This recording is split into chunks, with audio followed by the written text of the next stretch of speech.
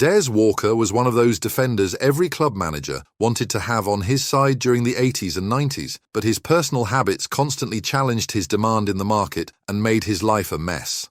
What was wrong with him? Join us as we take a closer look at the life of Des, revisiting some of his best moments as well as the worst ones. Born on the 26th of November 1965 in Homerton, East London, Walker grew up among the working-class community of Hackney, where life wasn't very sweet to anyone. His parents were Jamaican immigrants who continuously worked hard to make day-to-day ends meet for the family, while his father worked as a labourer and his mother balanced the household and did some part-time jobs at the same time to provide extra support to the family. This gives you a pretty good idea about the financial status of the household. But amidst all these struggles, the parents always supported their kids and encouraged them to follow their aspirations with their full heart. And for Des, this aspiration was to become the best footballer in the world, as it is for many of us. But football wasn't just a game for him. Like many other kids who were born in the post-war era, the game was an escape from the unfair challenges and the painful struggles of life. The life he was surviving on the streets of Hackney.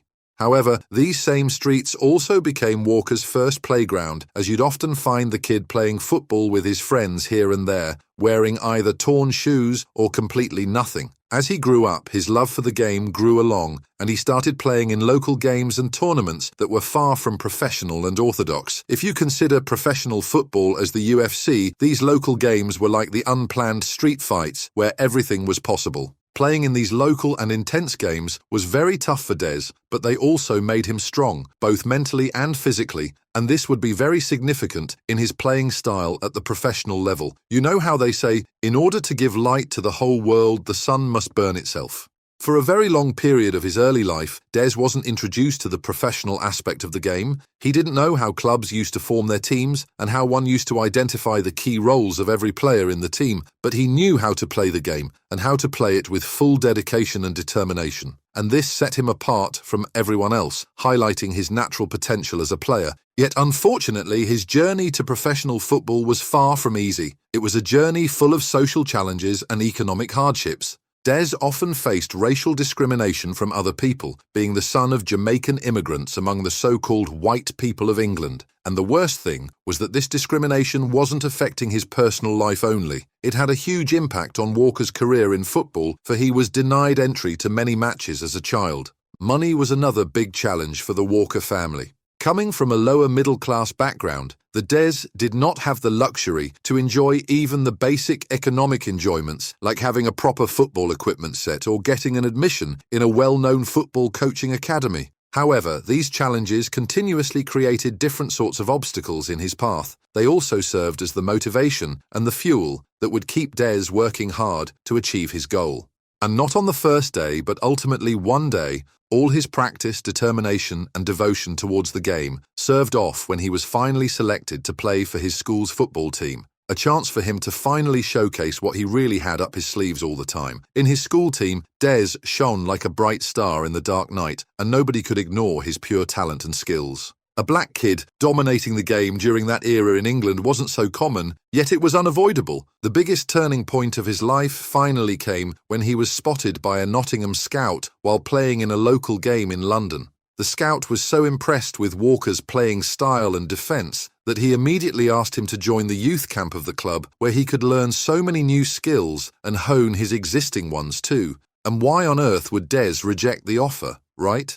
However, joining youth camps had not been a very pleasant experience for him in the past, because before joining Nottingham, Des had also been a part of the Tottenham Hotspur youth camp, where his playing style made him one of the brightest lads out there. But as we said, that wasn't 2024 or 2025. During that period of time, how you looked and where you came from mattered a lot. So, apparently Des was asked to get a specific haircut by the Hotspur coach, and since it was against his belief, he refused to do so and eventually had to leave the camp. Kicking someone like Des Walker out of the camp just because of a haircut issue, let that sink in. Fortunately, his experience with Nottingham Forest was much better than the Spurs. In fact, it was a wonderful experience for the kid who finally got to know the professional nuances of the game and understand its different facets at the pro level. Des got to make his professional debut for Forest in March 1984 at the age of 18, courtesy of Brian Clough, who was known for giving chances to deserving youth, and would go on to enjoy an amazing career, with the club becoming one of its most reliable defenders ever.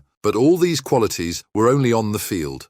Off the field, Des was a personality one would rather like to avoid. Walker was addicted to alcohol for a very long period during his professional career, as well as after his retirement, and there have been numerous moments when his intoxication has gotten the better of him, often affecting his image in a very negative way. For instance, in May 2005, a testimonial match was held in Nottingham Forest in order to honour Walker's immense contribution to the club's overall success in the past 2 decades. Fans from different regions were gathered, and the stadium was filled with over 13,000 spectators, which is an amazing number for a testimonial match. Along with fans, the match was even attended by some special guests, including Stuart Pearce, Ian Wright, and Emile Heskey. Everyone paid their tributes to Walker, and the ceremony was an amazing blast that celebrated the legacy of one of the best defenders for the club. But this image and legacy did not last long, as just hours after the celebration, Des was arrested by the police for being drunk and disorderly. The news of the incident spread like fire in the soccer industry, tarnishing Des's image completely and even raising questions regarding his personal life. If you think alcohol was the only bad thing about Walker, believe me, he had his fair share of problems in other things too. Rigidity was one such thing. After the Euro 1992 finals, Walker arrived at the Italian club Sampdoria at a massive price of £1.5 million. Usually, with such a large sum of money, you were burdened with very high expectations, and that was exactly the case with Walker as well. But he failed, and failed horribly. Let's be honest, he could not adapt to the club's style of play and also failed to understand the warmth of Serie A, which was very different from the English football seasons. Walker's skills and talent were heavily criticised at the end of February 1993 when his club was beaten badly by Milan with a 4-0 scoreline. In the match, Walker allowed 2 strikers to outplay him very easily and score match-winning goals, which raises questions regarding his focus on the game as well as his personal life. The match marked the bitter end of his relationship with the club, as he was constantly benched and did not get many chances to prove himself again for the club, which ultimately led to his departure in the same year. But this wasn't his only big mistake of 1993. There was something even bigger, or worse to be precise, to still come. Walker was also accused of ruining England's qualifying chances for the 1984 World Cup with his poor defence during the 93 qualifiers. First, there was the match against the Netherlands in which Walker committed a foul against Overmars, which eventually tied an already winning match for England. Then, just a month later, the Polish forward Adamczuk also beat Walker in a foot race and scored a goal while he could do nothing but watch. But the biggest blow for England came in their match against Norway, in which Walker literally gave up the first goal due to his ignorance and inactiveness during the game. The Jamaican defender was looking a bit sluggish from the start of the game, and it became even more visible when Norway's untested wing-back system started pushing the English defence. Walker committed a clear foul at the corner flag, and when the referee gave it a foul, he started arguing with him, ignoring the quick free kick taken by the Norway attack that went straight into the goalpost, putting England behind right at the initial phase of the game. Unfortunately, England failed to qualify for the World Cup happening next year, and the biggest chunk of criticism was thrown straight at Walker's face, for whom this would be the last year playing for his national team. However, these were just some of the bad memories of the great player. Apart from these rare unfortunate moments, Walker enjoyed a very legendary football career, both at club level and international level. By the way, did you know Walker was the fastest player in history to reach 50 caps for the English side? In just 4 years, he got the chance to represent his national team 53 times, a feat that remained unbroken for a very long period of time. At the club level as well, Walker established himself as one of the greatest defenders of that era and received multiple awards and trophies for his reliable defence. For Nottingham Forest itself, Des played in 7 cup finals and helped the team win 5 of them. He was also awarded Forest's Player of the Year award 3 times and was even selected for the PFA Team of the Year 4 times when he was at Forest. Even when the infamous Hillsborough disaster took place in 1989, taking the lives of 97 innocent fans, Walker was in the Forest lineup. During his 12 years of service with the club, Walker appeared in more than 300 matches and remained one of the leading players of the club. The same can be said about his time at Sheffield Wednesday too, where he spent almost 8 years and again played over 300 games, highlighting his crucial role and contribution to the team's success. Signing for the club at a massive price of £2.7 million, he even got the chance to wear the captain's armband and earn the Player of the Year award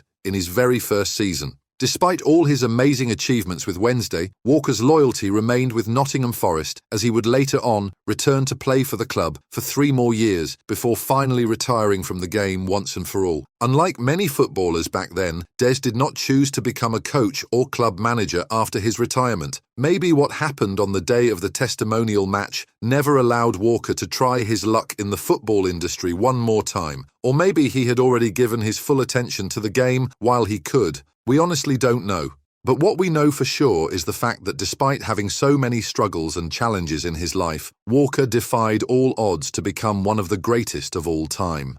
His life was never easy, from him facing racial discrimination as a kid to him being accused of England's loss, although it was a team game. But still, he always managed to pull himself back and continued playing the game, showing everyone what his real potential was. Walker's life wasn't about just winning professional matches. His life was about winning the constant challenges that life puts before you at different stages and overcoming all your struggles in order to achieve what you have always wanted. If a black Jamaican kid can become one of England's best players in history, that too in that era, there is nothing impossible in this world. Enjoyed watching the video? Give us a thumbs up and subscribe to Sport Icons for more interesting videos from the sport world. I'll see you soon with another video. Till then, stay entertained.